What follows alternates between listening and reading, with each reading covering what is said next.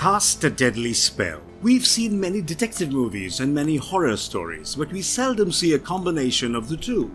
Now you might not be aware of it, and only a few people remember it, but there does exist such a film that combines these two different worlds to give us a cult classic, remembered fondly by its fans. Cast a Deadly Spell was released in 1991 and directed by Martin Campbell, just a few years before he directed the Pierce Brosnan starred GoldenEye in 1995. Cast a Deadly Spell was released directly to television by HBO. It isn't like your usual cult classics, and we'll know why soon enough. Cast a Deadly Spell brings two classic genres together, the Cthulhu mythos and film noir mysteries featuring hard-boiled detectives. A hard-boiled detective is a protagonist in an imperfect world, a good man trying to save humankind while dealing with gangsters, corruption, and some beautiful ladies.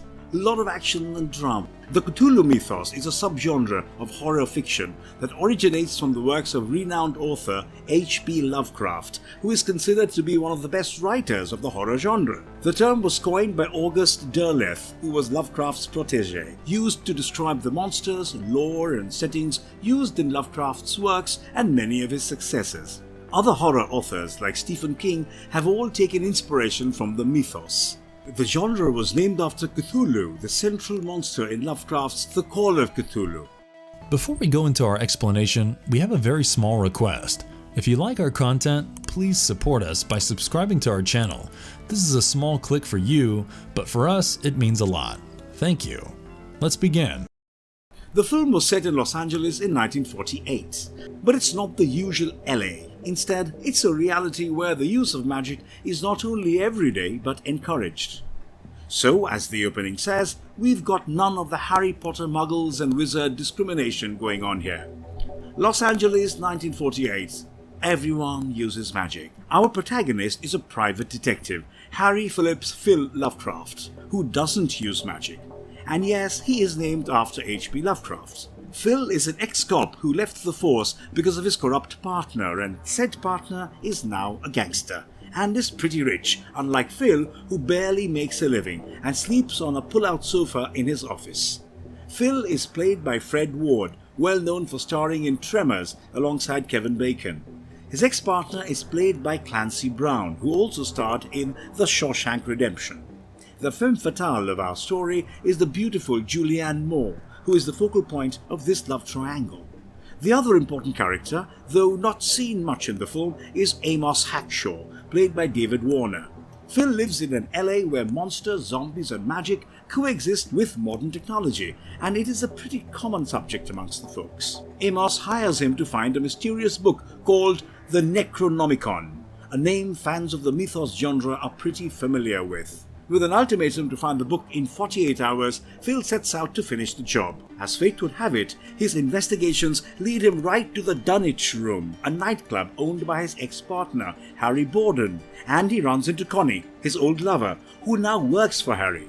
Talk about an awkward scenario. Phil figures out that Harry wanted the book to be stolen, but is asked to leave before he can find out more.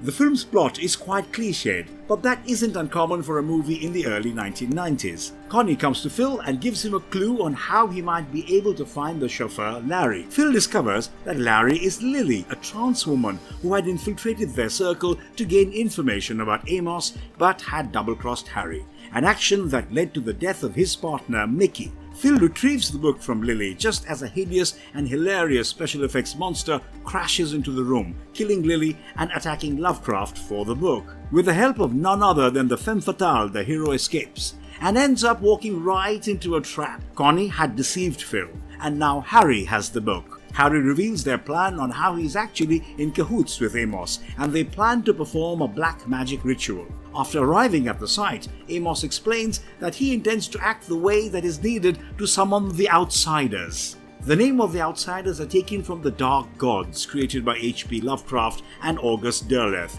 like Yog-Sothoth, Cthulhu, and Azathoth. Connie ends up killing Harry and revealing that this was all instigated by her. She almost kills Phil, but is stopped by a zombie controlled by Amos. The summoning begins, and the sacrifice is none other than Amos's 16-year-old daughter, Olivia, who is the last of the unicorn hunters and a virgin. The ritual goes wrong as it turns out that Olivia is not a virgin anymore, and the monster that Amos had summoned ends up eating him whole.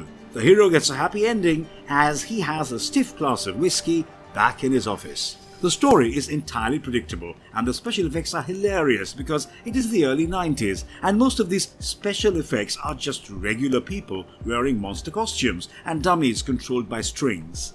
The charm of the movie is in the world building. It smoothly integrates magic and real life and nothing feels out of place. The very cheesiness of the film makes it quite endearing. We have scenes where a mechanic is frustrated by a gremlin invasion, or we see unicorns running around.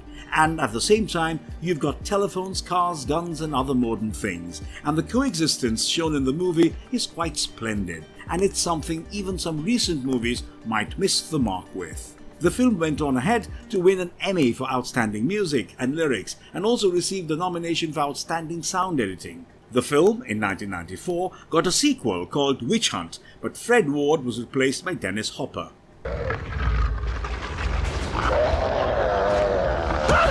Why should you watch Cast a Deadly Spell? The movie might be funny to anyone who watches it today because of the so-called special effects and some cheesy scenes, but the story's premise is quite excellent.